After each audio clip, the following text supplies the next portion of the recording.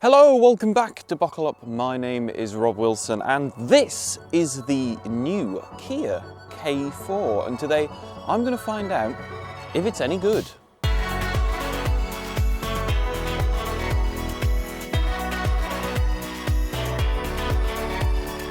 Okay, but before we drive it, let's have a quick look around the outside, and we'll start as always at the front here, where we can see that we've got an evolution of the Kia Tiger Nose grille design. Massive, quite bold looking light design, because this is a GT Line S specification, the top spec sporty, in quotation marks, trim. We've got some black elements, we've got some satin finish down there at the bottom of the lower grills. And then down the side, we've got these 17-inch alloy wheels, we've got some black mirror caps with a chromy brightwork satiny finish under there. We've got some more brightwork along the bottom of the window line. We've got more black trim around the wheel arches and towards the bottom of the car. And I think you can probably see that this is actually quite a long car. It's almost bordering on what would have been a small family estate not that long ago, but this is the modern way. Cars are just getting bigger and bigger nowadays. Standout feature here is that we've got door handles built into the rear frame here rather than on the side of the car.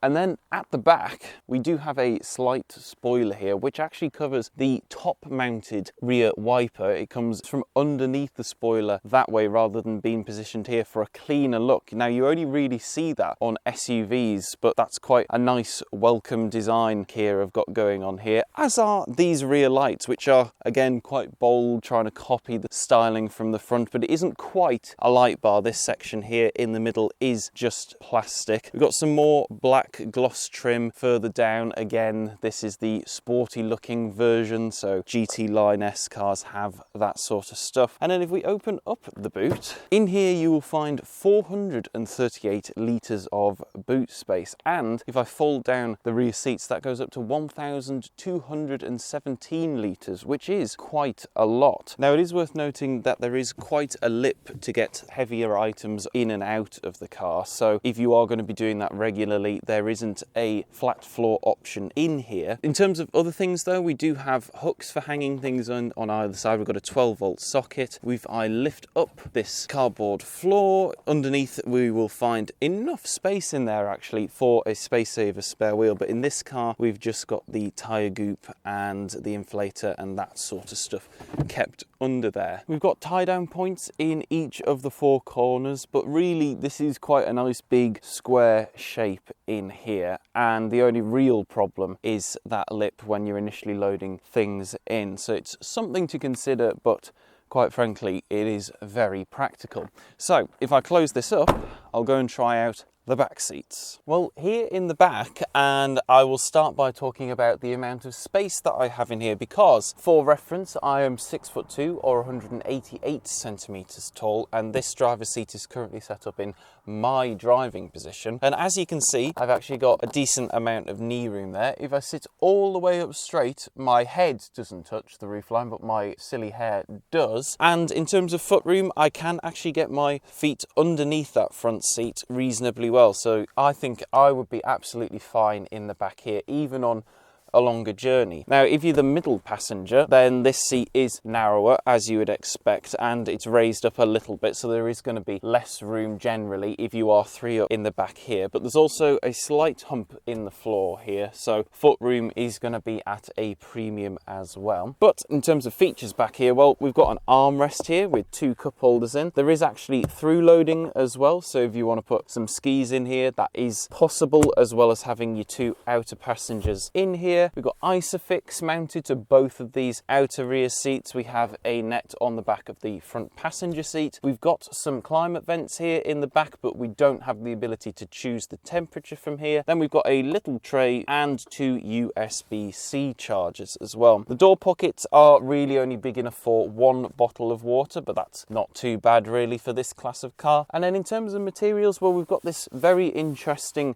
fabric on the inner part of the seats, and then this faux leather, it feels like, around the edges. The plastics on the tops of the doors back here is hard, but where I rest my arm is pleasantly soft, and I think I would be quite comfortable in the back here generally. So that is a good mark for the K4 here in the back, and Now let's go and see what's going on up front. Okay, so up front, and this is now quite standard across the Kia range. This whole look that I have here in front of me, I will start with the steering wheel in front of me. On the left-hand side of the steering wheel, we've got controls for the adaptive cruise control, which is all controlled through these buttons here. There's setting the distance, keeping yourself in the lane on the motorway. On the right-hand side, that's more of your media and telephone controls on these buttons, and you do have a favourites one if you want a shortcut button to something of your choosing. At the bottom of the steering wheel, we have the drive mode selector. So we've got 3 modes to choose from: Eco, Normal and Sport. Behind the steering wheel, I have one of my 3 screens in this car. Now, it will probably look at first glance as though this is just one giant unit, but there are 3 slightly different size screens housed within this. So my driver's one has all of the information that you would expect to see nowadays. I can have various different things showing in there, the cruise stuff and so on if I want to. This middle portion is your climate stuff that isn't in the lower part of the dashboard here in the center. So it's turning on the heated rear screen, that sort of stuff, whether there's recirc in the car, and the overall direction and fan speed can be controlled from in there. But you do have an array of buttons here for being able to do that without using this part of the screen. So really, this is just sort of telling you what you can see you're doing with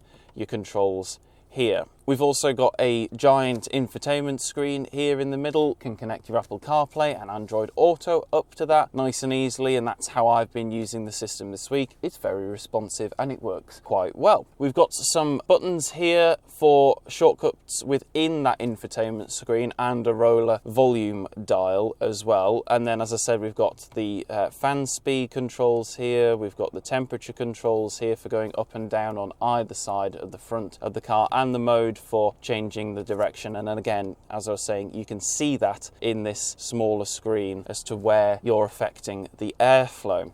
That is a much better system than rivals like the Volkswagen Golf, for example, which is still mainly based within the screen and is a little bit fiddly. I think that this is how all car interiors should be, but not everyone agrees with me, and I'm quite happy to die on that hill because I really think it's important that things like that remain outside of the screens while you're driving. But on another note, we have some charging stuff below that. So we've got a USB-C, which you can either use for charging or as a connection into this screen. There's also a 12-volt socket there and a Qi charger in this little bin down here at the front. We've got the automatic shifter here in the center for this particular model, along with an engine start-stop button, buttons for turning your parking sensors and cameras on this top spec car, auto hold, and for turning on the auto stop start. We've got some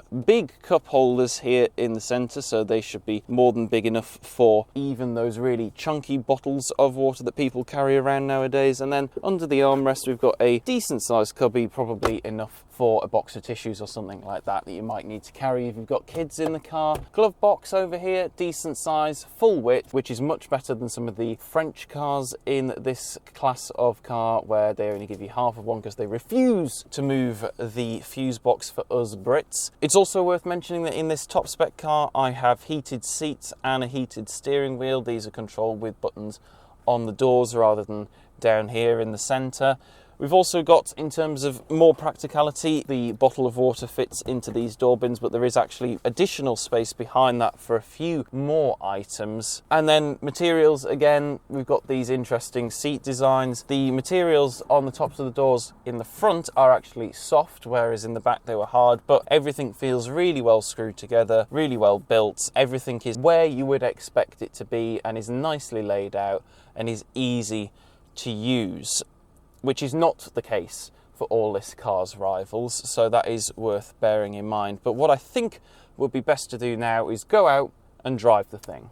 Okay, so driving the K4, and I guess I will start by talking about the figures on this car. Now, you can get it with smaller capacity, less powerful engines than the one I have in this top spec car, but since I have this engine, I will be referring to the figures for just this one in this video. So this is a 1.6 turbo 4-cylinder with 147 brake horsepower, 250 newton meters of torque, a top speed of 127 miles per hour, and 0 to 62 is dispatched within 9.1 seconds. So all about what you would expect for this kind of family hatchback category of car. In terms of economy, this car is rated at 43.6 miles to the gallon on the WLTP cycle, but I can see that the car has actually done 43.8 miles to the gallon, so it's actually beaten the WLTP figures over the past 415 miles, so not bad going at all. We've also got in this model a 7-speed dual clutch automatic gearbox. It is very smooth, as you would expect. It does exactly what you would want a dual clutch automatic to do. It's not jerky, it's quite easy even when you're operating it at low speeds. And really easy is the word to describe this car. It's not the most exciting thing in the world to drive. Of course it isn't, it's just a standard family hatchback. But that doesn't mean that it isn't very competent, and the steering's nicely weighted, nicely judged. When I'm on a British B road like this, the car feels nice and planted. It's relatively quiet in here. The suspension is a little bit on the firm side, but really that's not the end of the world, and it does actually mean that this probably drives a little bit better than it otherwise would. I always mention this, but a couple of my favourite features in Kia cars are the fact that you can turn off all the annoying beeps and bongs for the speed limiter by just pressing and holding the mute button, and when I indicate, my digital driver's cluster shows me on either side my blind spot with a little camera that's on the mirror housing. So very good for if you're changing lanes on a motorway. No one else seems to do it quite as well as the Kia Hyundai system, so I always like to highlight that when I drive one of these cars. The car weighs just slightly less than 1.5 tons, so for its size, and I've mentioned this when we've been looking at the outside, it is actually bigger than you think it is when you think of a family hatchback nowadays. They really have grown in size from what certainly was in my mind when I would think of that size category of car. The boot's massive, as we've talked about. There's loads of space in here, and it just feels like a proper car. This is, I think, Kia's sort of niche at the minute is that they've got the electric lineup, and I think it's possibly one of the best electric lineups that any manufacturer's got going on at the moment. And then they're still making the pure petrol cars as well for the people who aren't quite ready